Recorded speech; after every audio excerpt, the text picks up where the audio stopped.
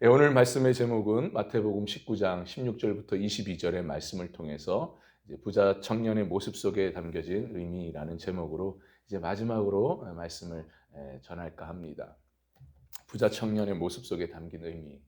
우린 지금까지 이 부자 청년 속에 담겨진 의미, 또 예수님과 이 부자 청년과의 대화 속에 나눠졌던 그 일들 안에 있는 그 의미들을 하나하나 우리가 살펴보았잖아요. 오늘 이 마지막이 됩니다. 마지막인데 우리가 그동안에 이렇게 살펴보았던 이 청년, 이 부자 청년이었는데 참으로 세상에 부러울 것도 없고 뭐 세상에 아쉬울 것도 없는 세상적으로 성공한 청년이었다라고 말씀을 드렸잖아요. 근데 이에게 안타까운 두 가지가 뭐라고 했습니까? 성공을 하고 모든 것을 다 이뤘지만 늘 그의 마음속에는 만족함이 없었다라는 거죠. 항상 뭔가 허전했다라는 거예요. 그리고 또 한 가지가 중요한 거 있다고 말씀을 드렸는데 그게 뭐였습니까? 바로 영생의 문제 때문에 늘 고민하면서 살았다. 이 말씀을 드렸죠.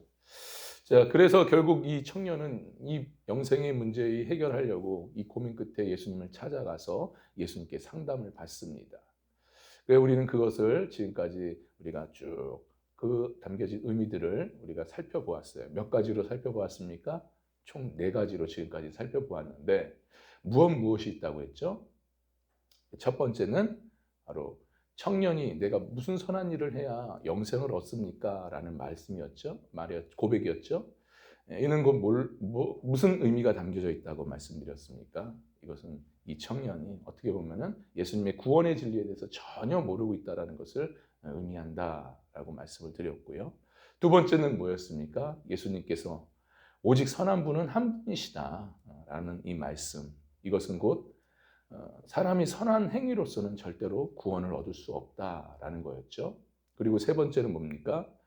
생명에 들어가려면 너가 계명을 지켜야 된다라는 예수님의 말씀. 이 말씀이 뭐예요? 구원받은 사람들은 계명을 지킬 수밖에 없다. 하나님의 말씀을 지킬 수밖에 없다라는 그런 의미라고 말씀을 드렸어요. 그리고 우리가 지난 금요일 날 마지막 우리 4번째 살펴보았는데 4번째가 뭐였죠? 4번째, 내 소유를 다 팔아 가난한 자에게 나눠주라 말씀하셨잖아요. 이는 곧 무슨 말씀입니까? 물질보다 하나님을 더 사랑해야 영생의 길, 구원의 길을 걸어갈 수가 있다라는 이 말씀이었죠. 예, 4가지나 살펴보았는데 우리가 참 귀한 말씀들이었습니다. 이제는 이제 마지막으로 이제 한 가지만 더 말씀드리고 마치려고 하는데 부자 청년의 모습 속에 담긴 의미, 또 예수님과 이 부자 청년과의 대화 속에 담긴 의미, 어떤 의미가 담겨져 있느냐라는 것이죠. 마지막 5번째입니다. 5번째는 뭐냐? 바로 그리고 와서 나를 따르라라는 말씀이에요. 그리고 와서 나를 따르라. 이거 누구에게 말씀하신 거죠? 예수님께서 부자 청년에게 그리고 와서 나를 따르라라는 말씀이에요. 자, 21절의 말씀인데요. 우리가 보았지만 다시 한번 마지막으로 한번 우리가 보겠습니다. 21절의 말씀 봤습니다. 시작. 예수께서 이르시되 내가 온전하고자 할진대 가서 내 소유를 팔아 가난한 자들에게 주라. 그리하면 하늘에서 보화가 내게 있으리라. 그리고 와서 나를 따르라 하시니. 예수님께서 이 부자 청년에게 내가 가지고 있는 재산을 다 팔아서 가난한 자에게 나눠줘라. 그리고 나서가 중요한 거예요. 나를 따르라라는 말씀이었잖아요. 여러분, 이 말씀이 무슨 말씀일까요? 그러니까 한마디로 말해서 예수님의 참된 제자가 되려면 좀 더 나아가서 영생을 얻기 위해서는 예수님의 뜻을 반드시 따라야 된다라는 그런 말씀이죠. 예수님을 따라야 우리가 뜻을 따라야 참된 제자가 되는 것이고 영생을 얻을 수 있다라는 말씀입니다.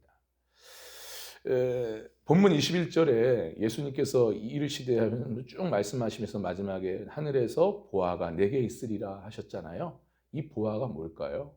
이건 곧 영생을 말하는 겁니다. 그러니까 그토록 애타게 이 부자 청년이 찾았던 영생, 바로 그것이 보화예요. 그러니까 예수님께서 이 부자 청년에게 내가 가지고 있는 모든 것을 포기하고 내려놓고 내 뜻대로 살면은 너는 네가 그토록 찾고자 했던 영생, 이 보화를 얻게 된다라는 것을 말씀하시는 것이죠. 여러분, 제자가 뭘까요? 제자란 무엇을 말합니까? 우린 제자 예수님을 따르는 제자 그러는데 제자가 뭘까요? 예수님께서 가르쳐 주시는 그 말씀들을 지식적으로 듣고 배우고 습득하는 그것이 제자일까요? 여러분, 성경에서 말하는 이 제자의 개념은요, 다릅니다. 이 성경에서 말하는 이 제자는요, 예수님을 영접하는 거예요. 영접하고 나서 옛 자신의 존재를 버리는 겁니다. 그리고 나서 예수님께서 새로운 직분이 뭐겠습니까? 제자라는 직분이겠죠. 그것을 가지고 살아가는 자가 바로 제자인데, 그러니까 좀 더 말씀드리면 예수님의 말씀에 자신의 모든 것을 내어 맡기고 살아가는 자가 바로 제자라는 거예요. 주님의 뜻, 주님의 말씀에 내 모든 것을 내어 맡기면서 살아가는 자. 그러니 제자에게 있어서 내 뜻, 내 생각, 내 기준, 내 주장이 있을 수 있겠습니까? 없죠. 제자에겐 그런 것이 없습니다. 오직 그 안에 뭐가 있을 뿐입니까? 예수님의 뜻, 예수님의 말씀만이 있을 뿐입니다. 그래서 그 말씀만을 가지고 살아가는 자가 바로 예수님의 제자다라는 거예요. 그래서 예수님께서 이 12제자를 부르시잖아요. 그때 제자들의 반응 어떠했습니까? 과감히 주의 부르심에 대해서 과감히 자신들의 그물을 내려놓고 모든 것을 내려놓고 주님을 따르지 않습니까? 그러니까 자신의 생각, 자신의 갖고 있던 것들을 다 내려놨다는 거예요. 그리고 오직 주님의 뜻, 주님의 부르심, 주님의 말씀만이 그 안에 있어서 그 말씀 붙잡고 나갔다라는 것이죠. 그러니까 오늘 본문에 다시 돌아와서 보면은 이 청년에게 예수님께서 뭘 하시는 거예요? 무슨 일을 하시는 것이죠? 네, 바로 예수님께서는 이 청년을 제자로 부르셨다는 거예요. 지금 부르고 계시다는 거예요. 다시 말해 그토록 그가 원하는 영생의 부분을 해결해 주시기 위해서 부르시고 계시다는 겁니다. 근데 이 부자 청년의 이 반응은 어떠했습니까? 이 부자 청년은요, 그러나 결국 근심하는 가운데 22절에 보면 근심하는 가운데 예수님을 곁을 떠나서 이제 집으로 돌아가죠. 쉽게 말해서 자신의 뜻, 자신의 생각, 자신의 그 움켜잡고 있던 재물의 우상을 내려놓지 못하고 포기하지 못한 채 집으로 돌아간다. 솔직히 이 집으로 돌아갔다는 것은 재물의 우상으로 다시 돌아갔다라는 거예요. 그러니까 이 친구에게는 영혼의 기회가 이제 없어진 거죠. 기회를 놓쳐버린 것이죠. 참으로 이와 비슷한 말씀이 누가복음 9장 59절부터 62절의 말씀에 나와 있거든요. 보면은 예수님께서 두 사람에게 나를 따르라 라고 말씀을 하셨어요. 말씀을 하셨는데 이 두 사람이 반응이 어떠했는가, 어떻게 예수님의 말씀에 반응했는가 보시면 59절에 보면 또 다른 사람에게 나를 따르라 하시니 제자로 부르신 거죠. 그가 이르되 나로 먼저 가서 내 아버지를 장사하게 허락하옵소서. 첫 번째 사람이 아버지를 장사하게끔 허락해 달라는 거예요. 그리고 따르겠다는 거죠. 60절에 보니까 이르시되 죽은 자로 하고 이건 예수님께서 말씀하시고 그 다음에 61절로 또 다른 사람이 이르되 주여 내가 주를 따르겠나이다마는 나로 먼저 내 가족을 작별하게 허락하소서. 가족들과 작별하고 내가 다시 예수님께 찾아와서 따르겠습니다 라는 말씀이죠. 이렇게 두 사람을 불렀는데 두 사람의 반응, 그 고백이 이런 고백이었다는 것이죠. 한 사람은 아버지 장사 치르고 오겠다. 한 사람은 가족을 작별 인사하겠다. 자, 결국 예수님께서 뭐라고 말씀하십니까? 62절에 우리 함께 62절을 보겠습니다. 시작. 예수께서 이르시되 손에 쟁기를 잡고 뒤를 돌아보는 자는 하나님 나라에 합당하지 아니하니라 하시니라. 합당하지 않대. 하나님 나라에 합당하지 않대요. 이게 무슨 말씀입니까?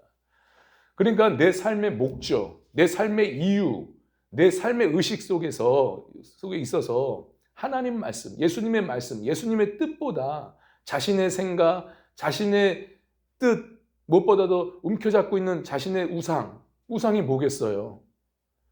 내 세상적인 성공과 돈과 사람들과 내가 지금 하고 있는 일들, 그런 움켜잡고 있는 이 모든 것들을 예수님 말씀보다, 예수님의 뜻보다 더 집착하고 거기에서 빠져 있으면 결코 예수님, 그것이 아무리 선한 일이라도 결코 예수님의 제자가 될 수가 없다. 하나님 나라에 합당치 못한다. 천국을 소유할 수가 없다라고 말씀하시는 거예요. 여러분, 바로 이것을 예수님께서는 오늘 본문에 있는 부자 청년에게 지금 말씀을 하고 있습니다. 아니, 어쩌면 보면 오늘날 우리가 살아가는 이 땅 가운데 살아가는 우리들에게 지금 예수님께서 말씀하고 계시는 거예요.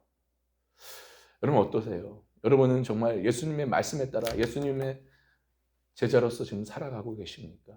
그 뜻에 따라서 순종하면서 따라가고 있습니까? 아니면 이 부자 청년처럼 여전히 세상 것을 놓치지 못하고 내 우상을 버리지 못한 채 내 뜻, 또 내 생각, 내 주장을 가지고 여러분 살아가고 계시나요?